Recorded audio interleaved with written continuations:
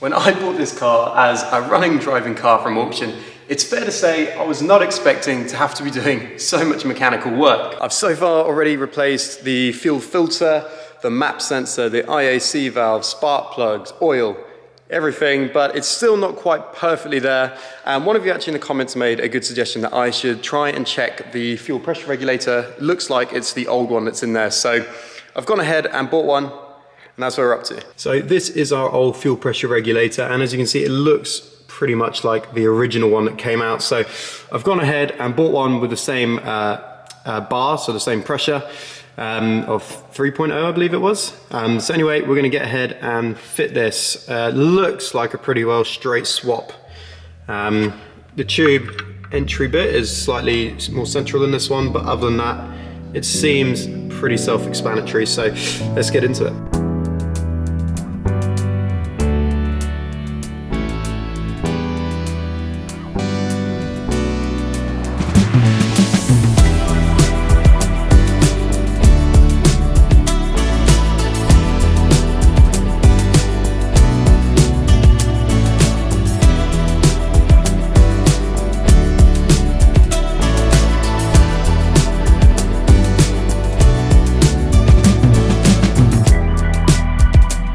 As you can see, that has now been fit, so that's okay. Just a few of these clips here with sort of flat heads on just to tighten it all off. And then this one's just a pinch motion here, and that will get it on and off there. And then there was just one underneath. And yeah, actually not a bad job. And then I've just tightened it off at the end down there with that bolt here, just to hold it in place. Yeah, one of the easier jobs for sure. Well, time to see if this fuel pressure regulator has improved it at all. I'm hopeful. Just going to pump the fuel a few times. 2. Just want to make sure there's fuel in the system. Okay, in neutral. Yeah. Let's give it a go.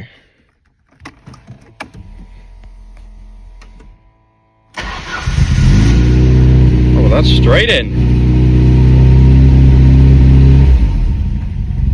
Oh wow.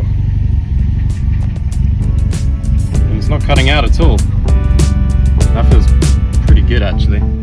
Satisfied now that the car was running better, I moved on to the aesthetics of the car, namely the peeling lacquer. Here I'm wet sanding the bonnet with 400 grit followed by 1200 grit in order to sand down the layer of lacquer, as I'll be putting a new layer on.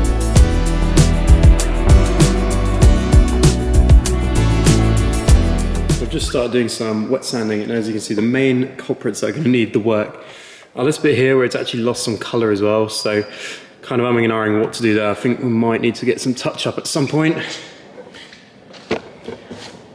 Down here as well, quite some, not too bad, definitely can get that out.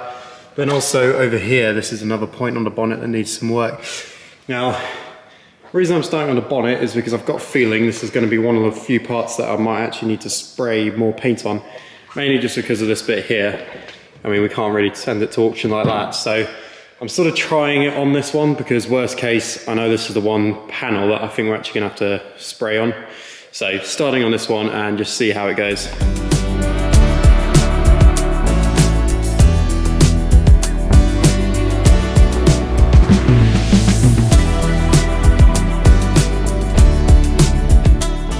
Here we're actually beginning to get bits peeling off, bits of lacquer.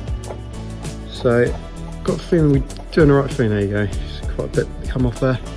So just going to keep going in here. Need to basically remove the lacquer that's around it to bring it back flat and level, so that when we re-lacquer it, it will be completely flush.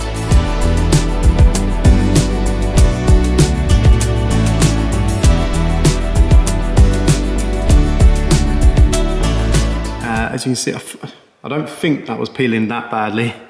We've got it nice and flush now, it's beautiful. But I think, just from lack of experience, I've just gone a little bit too deep there. So I think we've actually lost the base coat there. But you know, that's okay, because like I was saying, this is the one panel I think we're gonna need to redo, because yeah, there's not really much we can do about this. That's obviously lost its paint, so it's gonna need touching up this panel. So I started on this one just to work on it, and on the whole it's looking okay. I mean, this is looking a lot better. Could do a little bit more, but that'll come out in the 800 and 1200 grit anyway. I've started on 400 obviously. So yeah, not too bad, but that's why I started on this panel, because I don't really want to have to add paint to this if I can avoid it, because it's all original and I think it's nice to keep it like that. But that's why I started on the bonnet, because it's the one panel that I think I'm going to need to paint, because the rest of this car I think we can keep in its original coat, which I think will help the value. And also it's just nice to keep things original if you can.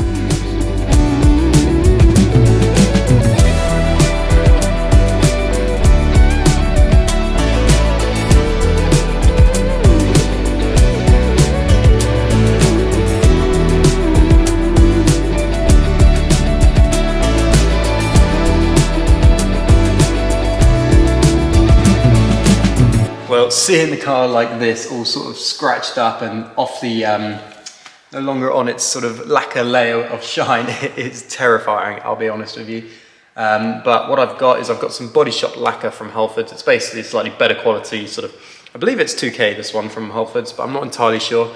But I want to check that we've got the process right, so I'm going to crack on and I'm going to lacquer this up now, and then we're going to polish it, and hopefully we'll be able to get a result today on how this bonnet looks. If it looks good, then we'll obviously be able to carry on with the rest of the car. But yeah, showtime. I didn't want to get lacquer on parts of the car where it was not needed, so I've masked up around the bonnet. I then proceeded to lay down a few coats of lacquer before leaving it to dry overnight. Okay, well, new day here, and the lacquer has had time to dry now. As we know, we've got the spot over there. Sort of been having a think overnight. I think I'm going to go ahead and flatten everything around the car as best I can.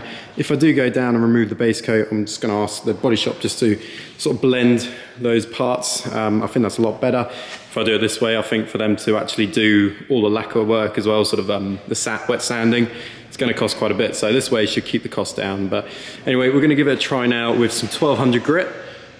Just get the sort of peel off. As you can see, if we come in quite close, quite a bit of peel. So a bit of 1200 should clear that up, and then afterwards we'll give it a quick polish and we'll see how it looks. Whilst I'm using 1200 here, as it's the finest grit I have, I'd recommend using 2000 grit for this job if you have it.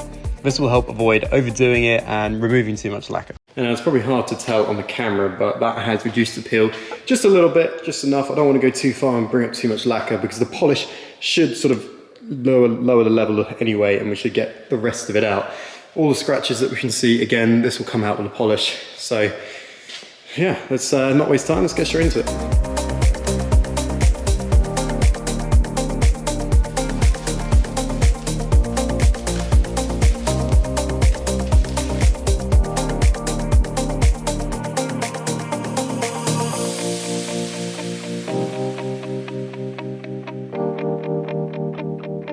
Well, infamous tape test. Peel that back and peel this back, and as you can see, it makes quite a difference to the finish. This is near enough scratch free, still a few, but I've only done a few polishes. I'm going to do more, just wanted to show you. I'm going to take all this off anyway, but yeah, should come out quite nicely actually. Definitely in better condition than before, I think.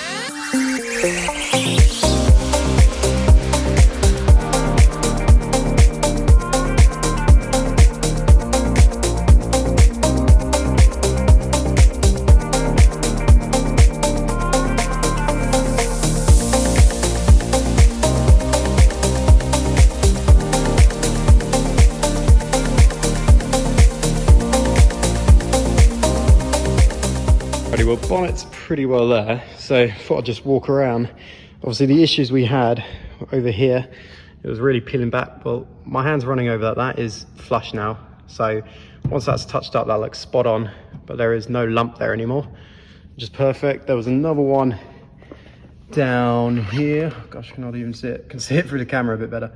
There, near enough flush. That is not, I can feel it in a very small amount, but you'd only know to look there if, I guess, you've watched my videos. And then up here, a little bit of a lump there, but the rest of it is really good actually. So again, once these are touched up, these will be barely noticeable, and the bonnet looks great now. Obviously, when I wash it, a lot of the a lot of the stuff will come out, a lot of the waste stuff. So all this will wash out obviously, but on the whole, pretty happy with how that looks. So yeah, I've got some errands to run now, so we're gonna have to touch back tomorrow. So yeah, check back tomorrow. Moving on to the next day, I continued to wet sand around the rest of the car where the lacquer had been peeled.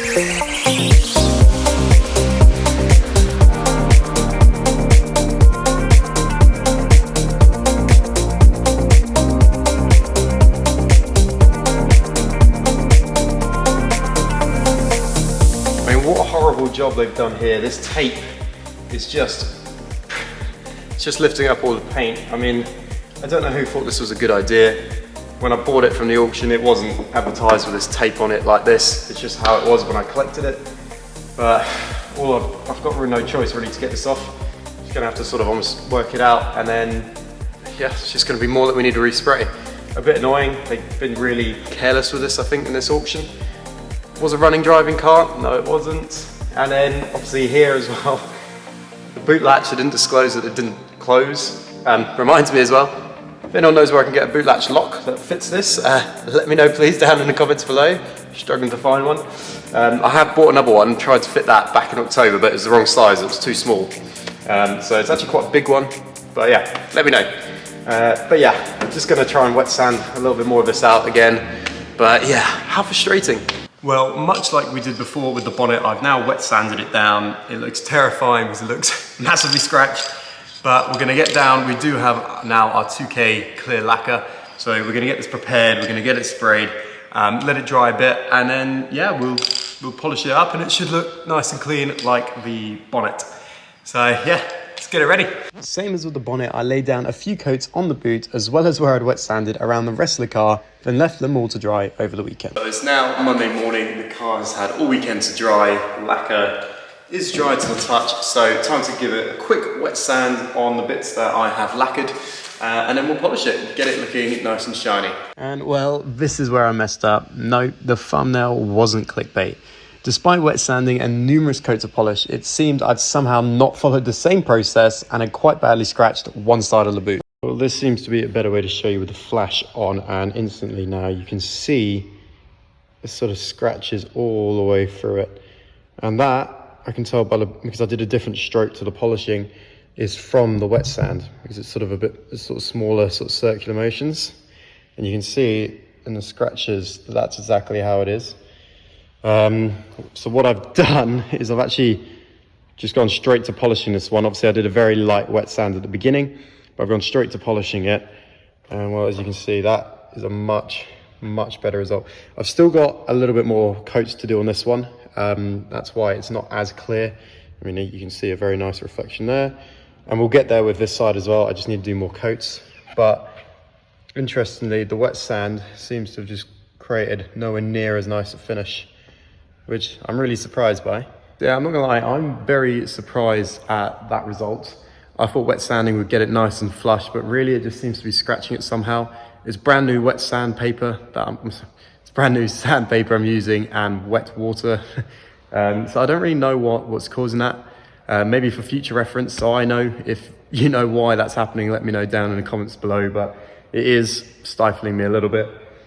It's kind of making me wonder whether I just re-lacquer at this point now, just that side, and then polish that down as well at a later point, because yeah, obviously I'm not going to sell it like that. I mean, let me show you something. If I come to the side where the lighting isn't reflecting on it, it actually looks flawless.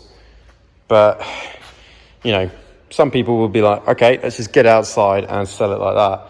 But for me, I don't want to do that.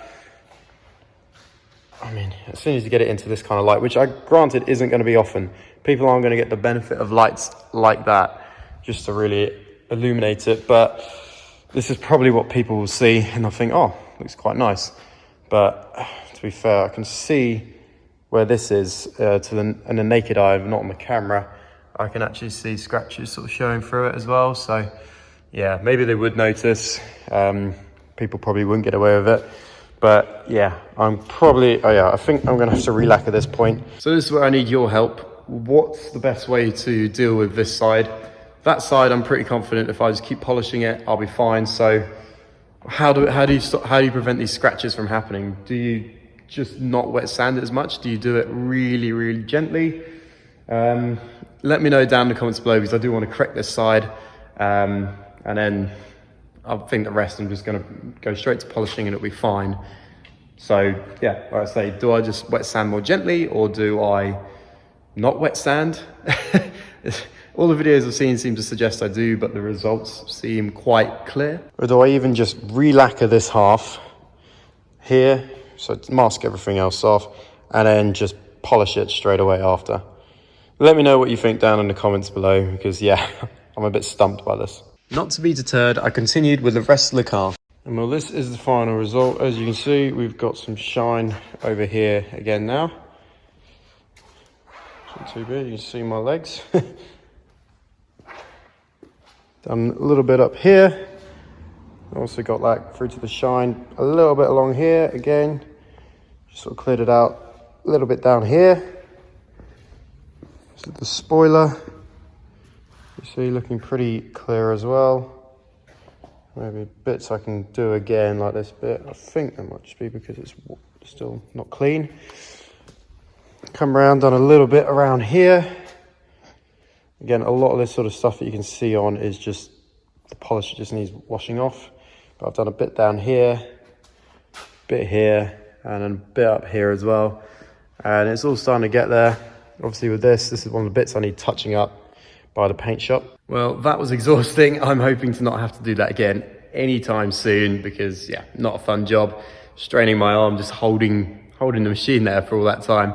But anyway, in terms of the bits of color that we're missing, this is a good example.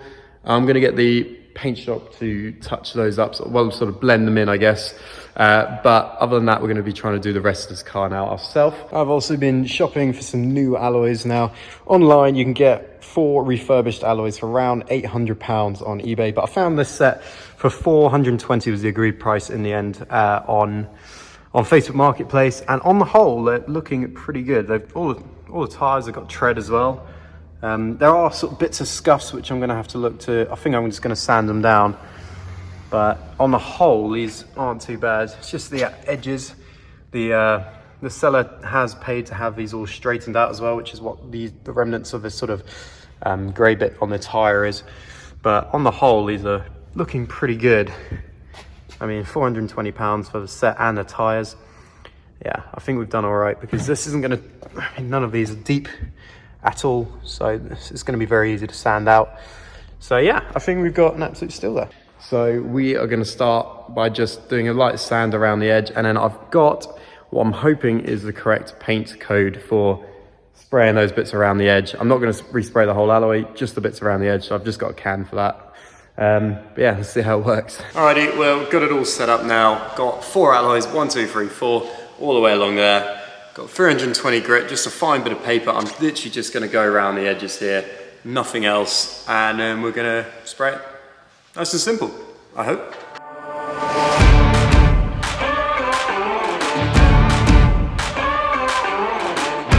Oh, well, can you see it? These gouges feel a bit thicker, so actually going to go from the 320 to a slightly harsher grit. And that grit was 80. I'd recommend this for deep gouges and then transferring back to your finer grit for a nice smooth finish at the end.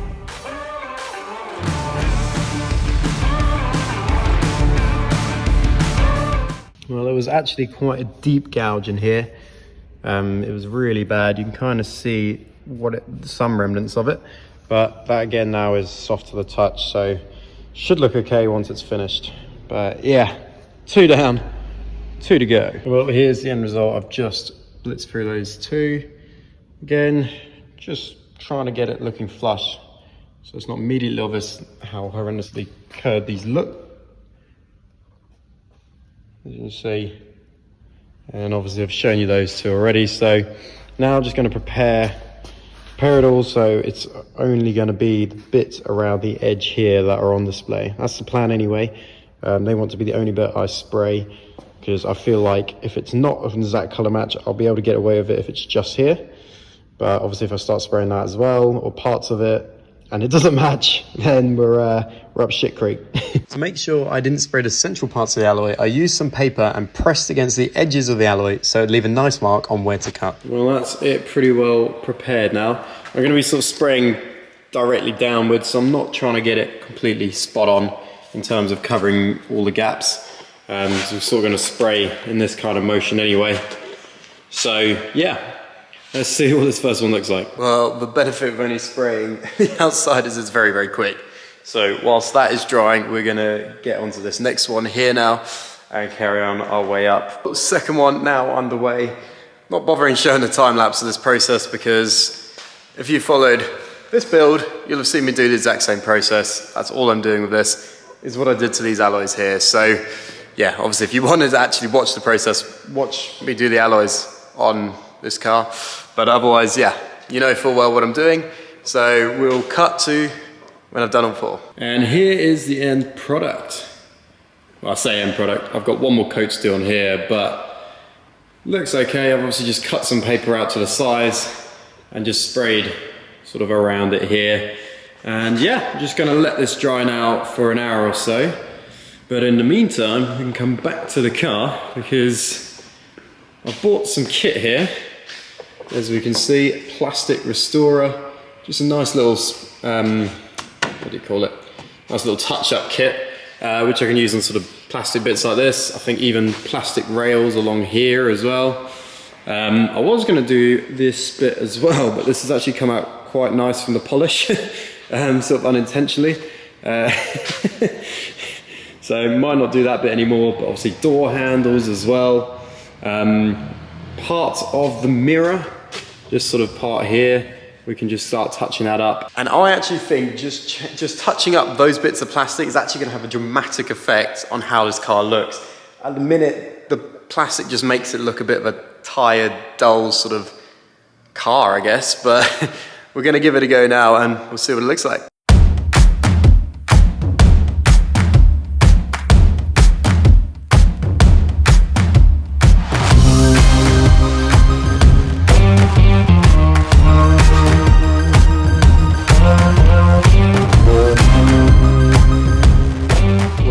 Say that was super satisfying to do, and it's already looking so much better. I know it's still got to dry, but yeah, it should bring it back to life a little bit. Whilst the plastic is drying over there, and I can't wait to see how that looks. In the meantime, I'm going to be taking Aston up to have some of the paint corrected. It's just run in a few places, so they're going to correct that for me. And then once I get back, we'll be able to see properly what that looks like. And then we'll also get it on the ramp because we've got some lanyard guard to tackle the surface rust underneath the car. Lots happening here. Alrighty, well, car's back and I've got it on the ramp. And as you see, it's still drying in parts, but this mirror, for instance, is looking pretty good. It's dried a bit quicker on the handles and it looks better than it did, but not amazing. But I guess for £8, what can you expect? Again, drying up here does look better than it did, I think anyway, but yeah, I don't know. Doesn't seem to have done too much. But it's the bits like this that it seems to have made the biggest difference. I mean, this does look like a really nice black color now. Bits like this, it doesn't seem to really have done an awful lot, but yeah, really happy with the result on these bits. And even these, they are darker than they were, so not bad, but the rest of the panels I've done this, that, even these strips down here are definitely not as good. But anyway, £8, it was worth seeing what it was going to be like. But let's get it up on the ramp now and let's have a look underneath. What I have here is lanyard guard rust protection.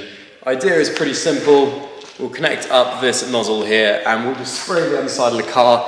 And basically this formula will react with the rust to become a new protection. It will convert into something else that's going to protect the underside of the car from rusting in the future. So I think it's definitely worth doing, and I know it produces quite a nice black shade, so it definitely looks better than the sort of orange shade underneath at the moment. So yeah, gonna get this set up and we'll get it on.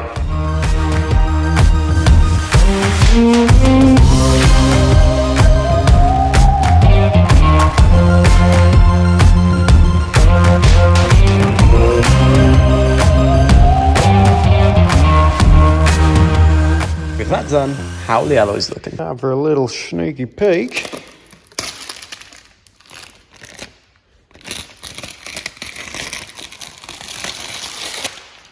Oh, that was satisfying. Just gonna try and get it off here. So, make sure you can see it as well.